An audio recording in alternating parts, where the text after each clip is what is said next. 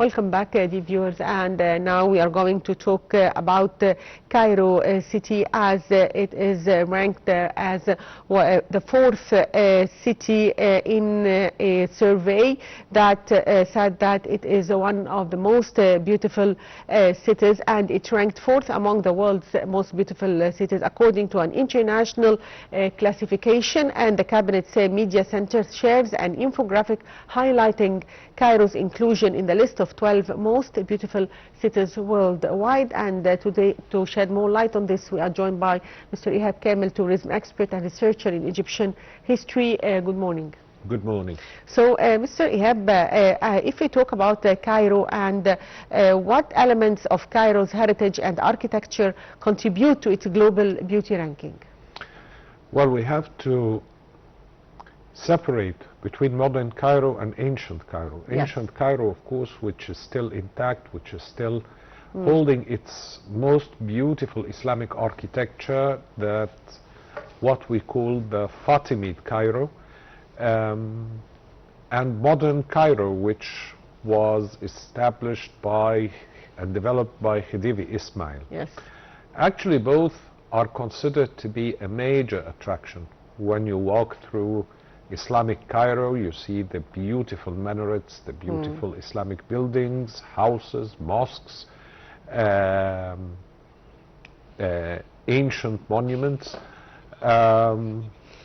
which makes Cairo an open-air museum. Yes. Like Luxor. Like Luxor, exactly. And that's what gives Egypt a variety in its historical heritage, yes, dating back to different Islamic periods with different Islamic styles of architecture that belongs to different historical periods.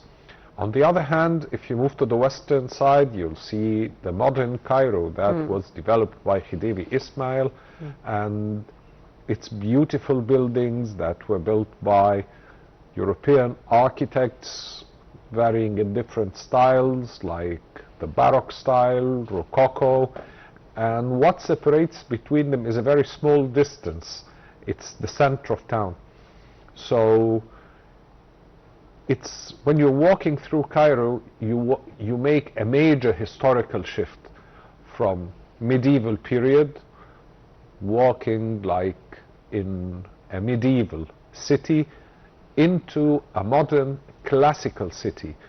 Of course, this gives Cairo its own charm, especially with the modern development of the center of town and modern Cairo, and especially at night when you walk through the center of town and you see the beautiful buildings which are illuminated. And many European cities do that, by the way, like Prague, for example. You'll find that they concentrate on the classical buildings. The same thing over here, which gives Cairo its charm and beauty. Yes.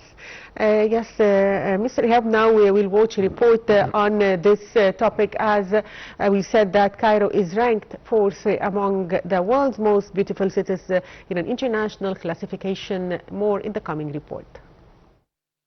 The Cabinet's Media Center publishes an infographic confirming Cairo's ranking as the fourth most beautiful city in the world. Cairo joins a list of 12 cities recognized globally for their cultural, architectural, and historical character. The ranking reflects Cairo's unique blend of ancient heritage and modern development. From the Giza pyramids and historic Islamic Cairo to new urban projects and Nile views, the city offers a distinct identity that attracts millions of visitors each year. Officials note that this recognition supports Egypt's efforts to promote cultural tourism and showcase the city's urban development and preservation work. Investments in infrastructure, public spaces, and heritage restoration contribute to improving quality of life for residents while enhancing Cairo's global image. The ranking encourages continued cooperation between government institutions and local communities to maintain the city's beauty, cleanliness, and cultural identity as a part of Egypt's vision for for sustainable urban development. Alongside these efforts, awareness campaigns and community initiatives are expanding to involve citizens in preserving public spaces and historic areas. This partnership between state institutions and the public is seen as a key to sustaining Cairo's status and presenting its character to the world.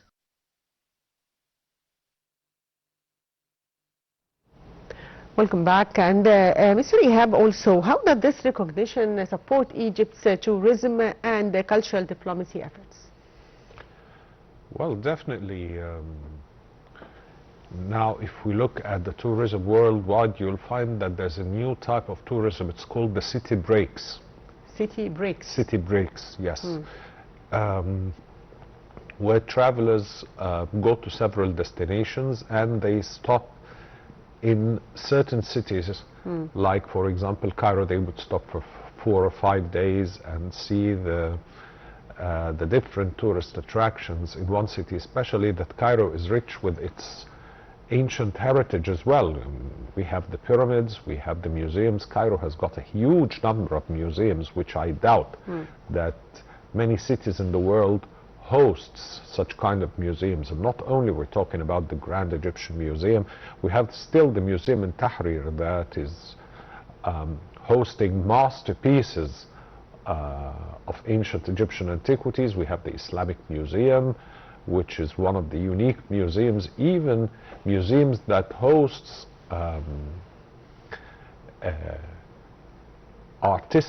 unique artistic works, like the Museum of Muhammad Mahmoud Khalil, which not many people abroad knows that it hosts famous paintings for famous artists like Van Gogh or Paul Gauguin or Cézanne or Monet.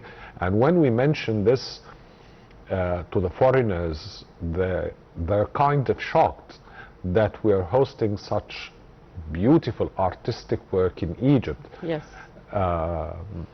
And as a matter of fact, spending 4 or 5 days in Cairo, that wouldn't be even enough, because to cover all the museums in Cairo, and especially that we're seeing really a great development in our museums, in the modes of display, in the architecture, in the organization of also technology in reservations and exactly, yes. and the way of displays. They actually had seen a great deal of development in the past 2 decades, so which makes the trip to Cairo very enjoyable and memorable. Yes. So also, Mr. Ehab, if we talk about heritage preservation, how can heritage preservation balance with modern urban development in Cairo? As a matter of fact, this is a very sensitive issue. Yes, true. Because Cairo is an overpopulated city, we have to admit. And it needs to expand. But expansion can be on the expense of old city. The old city, which everywhere in the world they try to preserve the older parts of the city, the historical character of this city. But I see in this expansion that we expand in the desert areas surrounding Cairo. But at the same time, we need to preserve, renovate also downtown. I prefer the word restore. Restore. Yeah, the center of town, because this is representing the character of the city. It represents its fragrance. Actually, central Cairo, it reminds me of many European countries, the old towns in European countries and old cities. Like Rome, when you walk in downtown Cairo, it gives you this vibe. It's more like Paris, actually. Yes, this is what I mean. It's more like Paris. And Rome, maybe in some streets of Rome we have these buildings. Because Khedive Ismail, when he started forming the center of Cairo, or the modern part of Cairo, he employed lots of French architects. Yes, and even later on, when people and foreign companies had started building buildings in modern Cairo, they used foreign architects from Italy, from Austria, from France. I mean, it's enough to tell you, if you go to a place like the zoo, for example, the Giza Zoo, you'll find that we have a bridge that was designed by Gustave Eiffel himself, the builder of the Eiffel Tower. So these are architectural treasures that needs to be restored and preserved for the new generations, as well as for completing the picture of historical Cairo, having this beautiful image that attracts lots of travelers to want to see Cairo, especially at night. Cairo is a very beautiful city at night, and I've heard it from so many travelers from different nationalities. Yes. Sir, also, as we are talking about tourism here in Egypt, and there is an important event also taking place today, the 1st of June, as Egypt commemorates the historic and spiritual anniversary of the Holy Family's entry into the country. Can you tell us more about this event?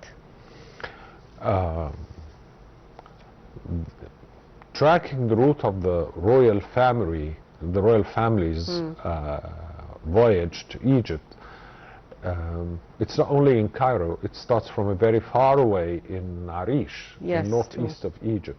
And there are so many spots that where they had stopped.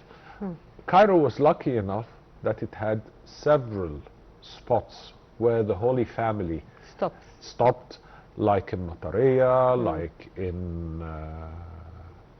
in Old Cairo and other spots. So for a traveler, if they cannot follow the whole route, at least in Cairo they can see several spots. And of course this makes Egypt a center of attention to many Christian travelers who want to follow the route of the Holy Family all the way from northeast, from Arish, all the way up till Asyut, at Deir al-Muharraq, which was the last sir, are there plans to develop this oh yes, yes route? Indeed, yes. They are working on this. But it's a mega project. It's a huge project that will take years, yes. Yes, but we are putting on the touristic map now. Yes, but it's a huge project beyond your imagination, and it needs lots of investments and lots of development in the infrastructure. And services, Of course, because some provinces, they haven't got a touristic infrastructure. So they had been so far from the touristic map of Egypt, like for example in Kafr Sheikh in Saha, that's one of the spots which we've been talking about it, that it needs a total development for its touristic infrastructure. So, sir, will this put Egypt on the religious tourism map? Egypt is already on the religious touristic map, yes. Concerning the path of the Holy Family or in other domains? Either if we're talking about Christians, Muslims, or even Jewish people. For example, Cairo alone has got more than 12 synagogues, which some of them are very ancient. For example, if you go to the old parts of Cairo, the part of Islamic Cairo, you have two of the most ancient Jewish synagogues in the whole world. You've got the one of Haim Kapusi and the one of Moshe bin Maimun, which are very close to El Maiza Street. You've got Ben Ezra Synagogue in Old Cairo, three of the most ancient synagogues in the whole world. They are really attractive to tourists. Oh, yes. You have many visitors to these areas. Yes, and of course in Alexandria as well we have lots of Jewish touristic attractions. As a matter of fact, Egypt, it's the center for all religions. So many religious travelers, they want to pass by Egypt to see, for example, if we're talking about if they want to see the Christian ancient monuments, there are a lot many to churches. see. There are a lot to see. Some you have, for example, in the Red Sea area in Zafaran, the first monastery in history. Oh. Because the idea of the monastic life, it's an Egyptian idea. It started over here. So Egypt is already on the religious tourism map. The Holy Family route, that's in addition to what we already have got. And sir, if we also talk about what should be the next major step to fully integrate the Holy Family Trail into the global mainstream tourism industry? First of all, we have to finish. We've got to finish the project in Egypt first. Then the rest, it's a matter of marketing. Once we finish the infrastructure for the whole project, it will integrate automatically in the international tourism program. Sir, a project of this scale requires immense coordination. How do you evaluate the current level of cooperation between Ministry of Local Development, Ministry of Environment, the Coptic Church in managing these heritage points? Well, we have to first determine who is responsible for the project. Yes. This project belongs to whom? Once we determine this, then whichever ministry which is responsible for it has got to coordinate. And the key factor is communication between all the different stakeholders. And I believe that this is the most important step in completing this project. To have a certain institution responsible, complete responsibility. Whether it's the Ministry of Tourism or the Ministry of Local Development, whichever, we have to decide. Maybe coordination between both who of them. is the boss first, who is responsible. Then, according to this responsibility, they will start coordinating and cooperating with other administrations. And do you think that once this project is accomplished, it will have a very good reputation abroad? It will attract more tourists. How do you see the future of this project? Definitely it will. Yes. But let me tell you, our problem is not attracting tourists, by the way. We have more demand on Egypt than our capacity. It's enough to tell you that all of Egypt, we have the capacity of 250,000 hotel rooms, starting from 1 star to 5 stars. So as a matter of fact, we have more tourists than this. We're doing very well. I mean, we have like 14, 15 million visitors every year. We can't take more than this. We haven't got the capacity. We have to build more hotels. We need, accommodation. I mean, where they're going to sleep.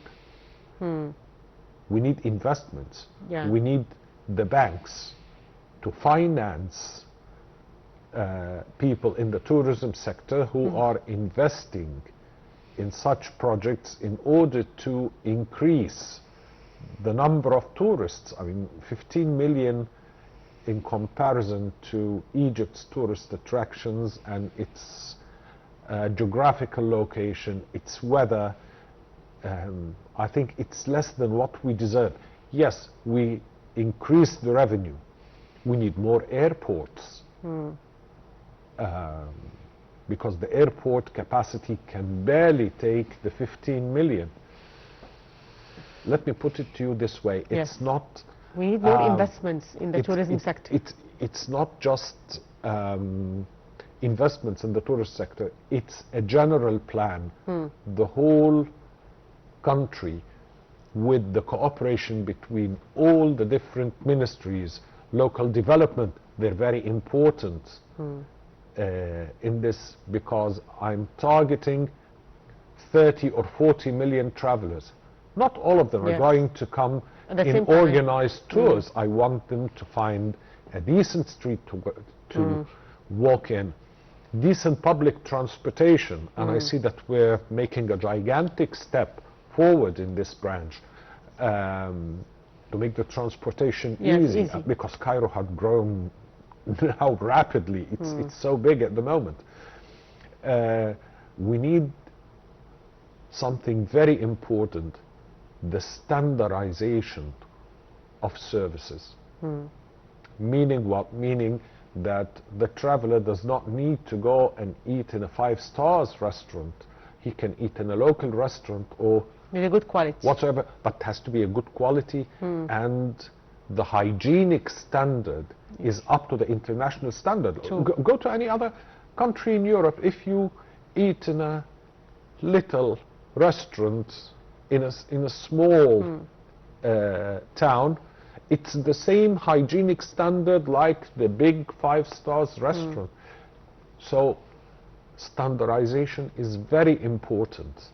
It's a major plan. The whole country, the whole administration of the country has got to put an effort in order to bring up the numbers up to the standards that we are hoping for. So finally, I'd like to thank you, Mr. Ehab Kamel, tourism expert. Thank you for being with us. Thank you. And the viewers, short break, and we'll be back, so stay tuned.